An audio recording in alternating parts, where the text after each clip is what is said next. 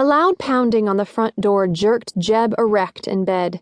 Wearing only sweatpants, he cursed as he hurried to the entry hall. Tony stood on his porch, and typical of him, he bothered with no greeting when Jeb answered his knock. "Power went out last night.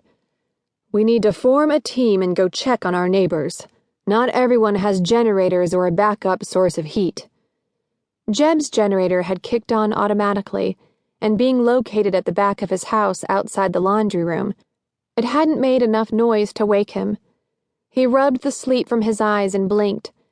Judging by the pale hint of light on the horizon, the full break of dawn was an hour away. "What time is it, anyway?" 5:30 and time to get rolling," Tony replied. "I've already called Pete. He's got a wood stove for heat, so his wife won't freeze to death while he's out helping others. And seeing you without a shirt is bad for my self-esteem. I must have been in the back row when mussels were handed out." Jeb knew Pete, a fledgling farmer in his 30s. Chafing his hands, he invited his neighbor inside.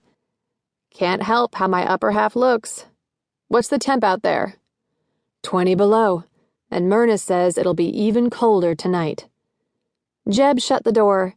He was all for helping neighbors, but if he, Tony, and Pete meant to be effective, they'd need to divide the area into sections, gather emergency supplies, and keep in touch by cell phone in case one of them came up against a situation he couldn't handle alone.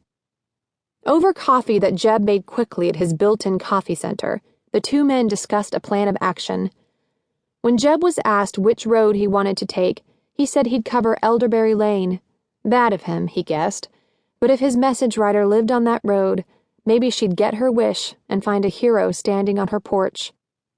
Jeb found himself thinking of the woman often. She sounded so isolated.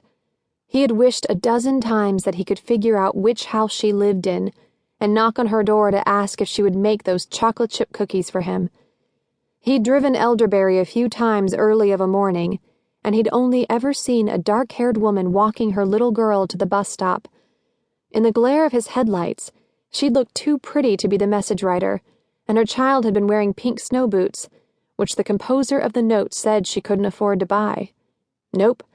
If a woman that pretty were in the market for a rescuer, she'd have no problem finding one. Interrupting Jeb's thoughts, Tony said, "Even though I had my diesel truck hooked up to a block heater all night, I had a hell of a time starting it this morning. Way I figure, even if we have only a team of 3, we can drive some of our neighbors to relatives or friends who have backup heat." Jeb took a swig of coffee. "How long do you think this outage will last?" "Could be days if another storm hits.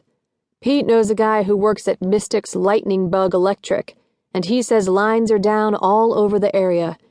They get one fixed and another tree falls, and just the weight of the ice is snapping the wires in two." Tony shook his head. "I've never seen it this cold. Myrna forgot a plate of brownies in our microwave. It's mounted above our cooking range on an outside wall. Our house felt warm as could be, but when she found those brownies this morning, they were froze solid with frost on top. Without heat, some folks could freeze to death." The thought gave Jeb the shivers. "What's our plan if we run across a neighbor who has no friend or relative in town with a wood stove or generator?" "If we got room, which I don't, we can put 'em up in our homes. Or we can drive 'em to a motel or a B&B that has a backup generator. A last resort would be to call the cops. The churches will provide shelter, and the cops will know where to take people." Jeb could count the churches in Mystic Creek on the fingers of one hand. He guessed that when they ran out of room, the fire station, the sheriff's department, and other public places would take people in. The mention of shelters reminded Jeb of his livestock and chickens. "Before I can go shopping for emergency supplies, I have to tend to my animals. My truck will be overloaded, so I'll leave Bozo in the laundry room. Not much in there he can eat. Long as you'll be gone, the doors might start looking tasty to him," Tony said with a chuckle. "Good thing you're a woodworker. You can replace anything he chews up." Jeb donned shoe chains and thick outerwear before taking care of his animals. He knew that Charlie Ramsey